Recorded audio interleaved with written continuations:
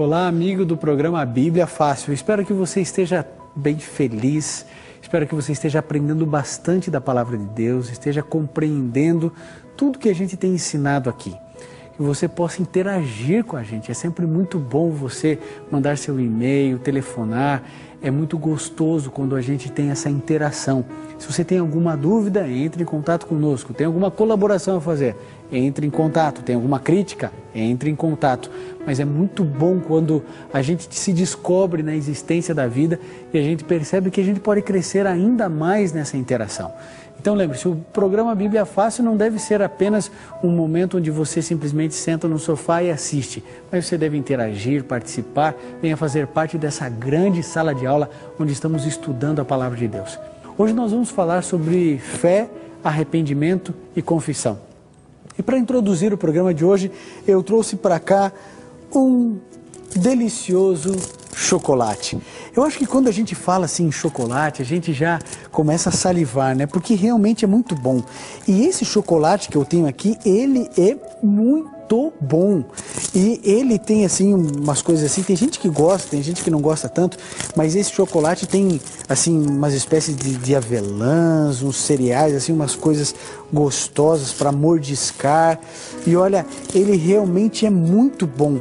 E todas as vezes que a gente tem oportunidade, olha, não sei se você consegue perceber, mas ele é um chocolate tenro, macio, saboroso. Não é um chocolate qualquer. Dizem que o melhor chocolate do mundo é o chocolate suíço. E eu resolvi trazer um chocolate suíço aqui para o Bíblia Fácil para você perceber como é bom o chocolate. E eu fico pensando, será que eu pego um pedaço desse chocolate agora ou não? Eu vou resistir à tentação agora, mas você sabe o que acontece com muita gente? Já que eu não posso comer ele agora, eu vou fazer o seguinte, eu vou pedir para o Júlio cuidar dele para mim. Você cuida dele para mim, Júlio? Com todo carinho. Mas você vai cuidar direitinho? Sim, com toda certeza. Tá bom, Pode eu vou confiar em você, Júlio. Vou deixar aqui esse chocolate para você só olhar ele para mim. Mas, sabe, existe alguma coisa interessante, né? Parece que chocolate é tentação para muita gente. Eu não sei se você vive essa mesma necessidade ou ansiedade. Não pode ver um chocolate que você quer comer, não um quadradinho, mas um tablete desse tamanho. E é interessante isso, porque quando a gente fala de fé, arrependimento, confissão, a gente está falando dos nossos erros. Quando a gente fala em erro, a gente está falando das nossas tentações, daqueles momentos difíceis e complicados que a gente vive e acaba caindo. É claro que um chocolatinho, uma vez ou outra, em um momento aqui e acolá, isso lógico não vai matar ninguém, lógico não pode ser uma compulsão. Mas na vida a gente sofre muitas tentações muito piores e de cunho moral.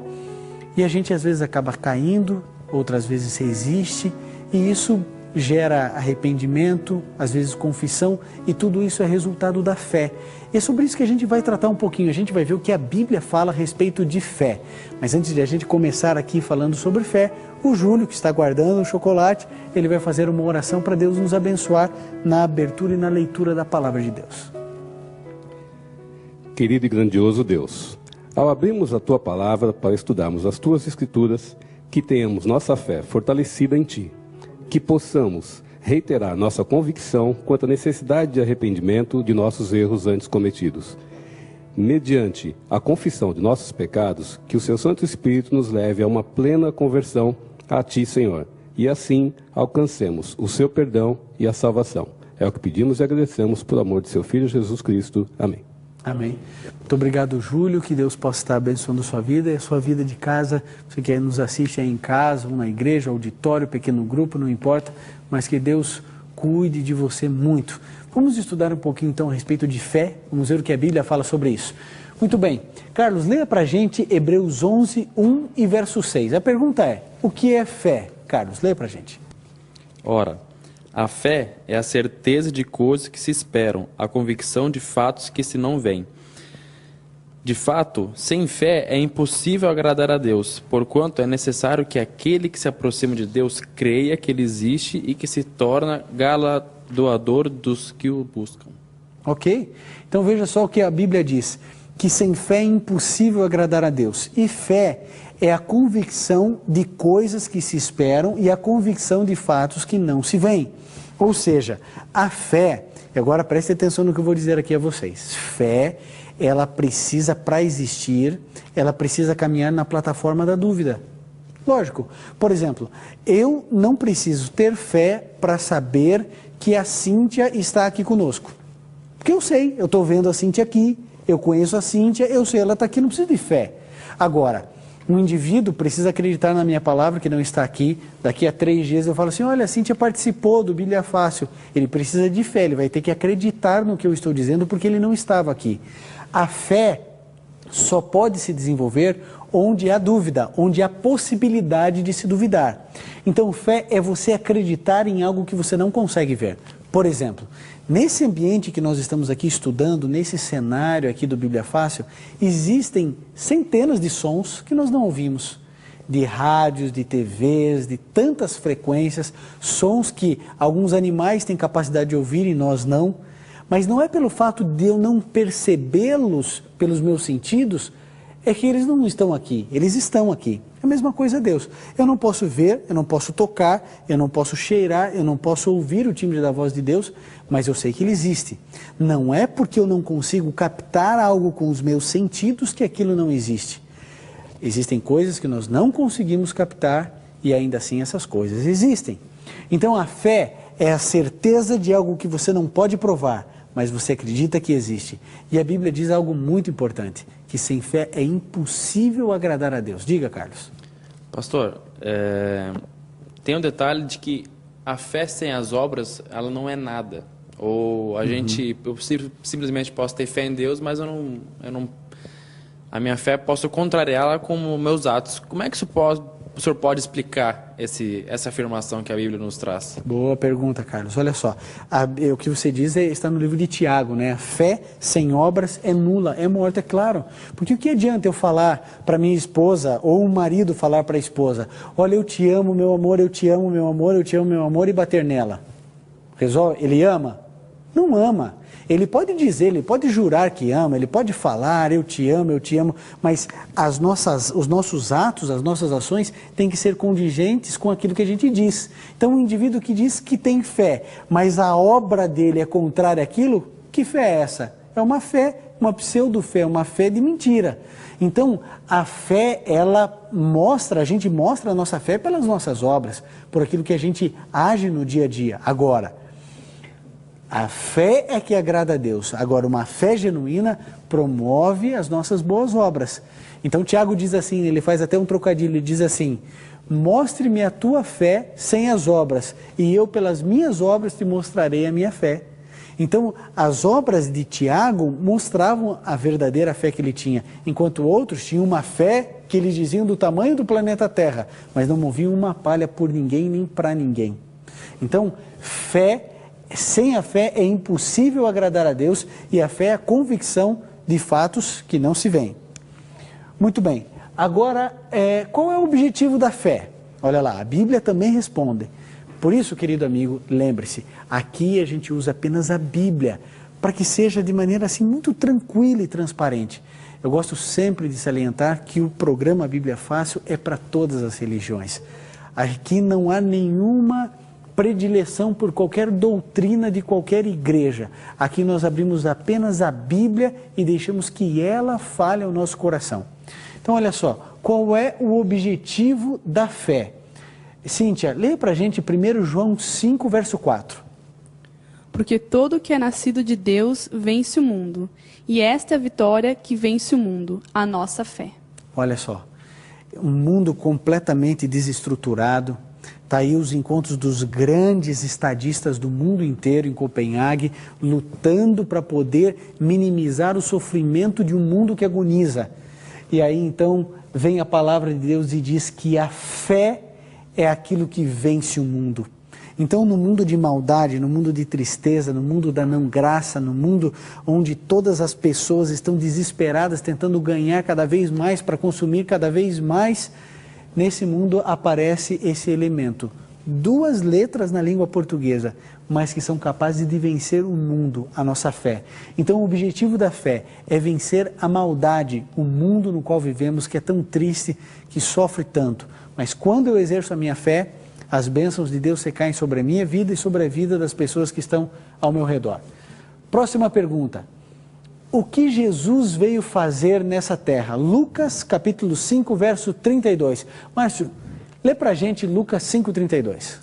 Não vim chamar justos, e sim pecadores ao arrependimento. Poxa, esse verso é um dos mais lindos de toda a Bíblia. Jesus Cristo veio aqui a essa terra não para chamar justos, né? Os grandes religiosos, os grandes teóricos. Ele diz assim, ó, não vim chamar os justos, mas sim o quê? Pecadores ao arrependimento. Isso me traz uma paz tão grande no coração, porque eu sei uma coisa, amigo, Jesus Cristo veio me buscar porque eu sou pecador. Existe uma expressão de Paulo que ele diz que de todos os pecadores ele era o maior. Olha como um homem tão especial, tão dedicado às coisas de Deus se considerava o maior de todos os pecadores. Então, se ele se considera assim, como é que eu vou me considerar, né? Então, Jesus Cristo disse, eu não vim chamar os justos, eu vim buscar os pecadores. E ele veio chamá-los para quê? Para o arrependimento. Olha o que Jesus quer, que a gente se arrependa dos nossos fatos, que a gente se arrependa dos nossos pecados. Eu me lembro, alguns dias, nós compramos alguns chocolates lá em casa. E tinha um chocolate específico que era para o meu filho Gabriel. Esse aí, né, o Júlio está cuidando para mim, está direitinho. Estou de olho ali, eu estou falando aqui, volta e meio, olha o chocolate ali. Mas esse chocolate era para o meu filho, o Gabriel, de 4 anos. E a gente colocou o chocolate, ele comeu 2 pedacinhos, e a gente colocou o restante em cima do piano. Para ele não pegar, para ele não comer e nem para ele ver. É pequitinho, não vai ver, não vai ser tentado com chocolate, não era a hora. Tem que almoçar, tem que fazer isso. E depois você vai dando de pouquinho em pouquinho, né? E assim caminha a humanidade. Pois bem, um dia desses, a gente estava belo e tranquilo, fazendo nossas atividades, e de repente o Gabriel chega e com a boca toda cheia de chocolate. Só que ele não sabia que estava com a boca cheia de chocolate. Então ele pegou e veio todo alegre, feliz. E a gente olhou um para o outro e falou assim, Gabriel, o que você estava fazendo? Ele falou assim, eu estava brincando. Ah, é? Você estava brincando? Estava brincando do quê? Eu falei assim, eu estava brincando lá na sala. Ah, é? Mas do que você estava brincando? Ah, de tantas coisas, né? E a gente sentia assim que ele não queria mentir, mas também não queria falar a verdade. E a gente perguntou para ele assim, Gabriel, você comeu chocolate? Ele olhou, pensou e falou, comi. Falei assim, comeu, filho? Onde você achou esse chocolate? Ele falou, em cima do piano. Mas como que você pegou o chocolate em cima do piano? Eu falei assim, eu subi no banquinho, daí eu subi ali, eu fui lá e peguei. E comi. Ele sabia que ele estava fazendo errado. Eu falei, Gabriel, você sabia que era errado? Ele disse, eu sabia. Eu falei assim, você sabe o que vai acontecer agora? Ele disse, eu vou apanhar. Eu disse, não. Você vai de castigo para o quarto. Mas antes passa no banheiro e lava essa boca que está toda cheia de chocolate. Sabe, ele ali no castigo chorou, ficou triste. Mas sabe, ele se arrependeu. Depois eu fiz questão de pegar o chocolate de cima do piano e deixar à altura dele. E ficou ali o chocolate por 2, 3 dias e ele não pecou. Ele não pegou o chocolate para comer. Então veja, o pecado... quando ele é colocado diante das mãos de Deus, ele produz arrependimento. E é isso que Jesus espera de você e de mim. Ele espera que eu e você estejamos tão bem e tão perto de Deus, que à medida que se errarmos, que a gente possa se arrepender dos nossos pecados. E hoje você tem a oportunidade de se arrepender. Olha só, o que nos leva a esse arrependimento? Romanos 2,4. Lígia, lê pra gente Romanos 2,4.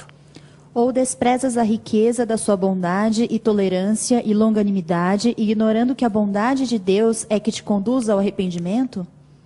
Ok, olha só, riqueza da sua bondade, a tolerância, a longanimidade. Olha, as pessoas que ignoram a bondade de Deus, elas não vão ser conduzidas ao arrependimento, mas aquelas que entendem a tolerância, o cuidado, a proteção de Deus, essas sim são constrangidas por um amor maravilhoso de um Deus especial. E essas pessoas, então, são conduzidas ao arrependimento. Se Jesus Cristo e tudo que Ele fez por você não sensibilizar você a se arrepender dos seus erros, nada mais nessa vida conduzirá você ao acerto.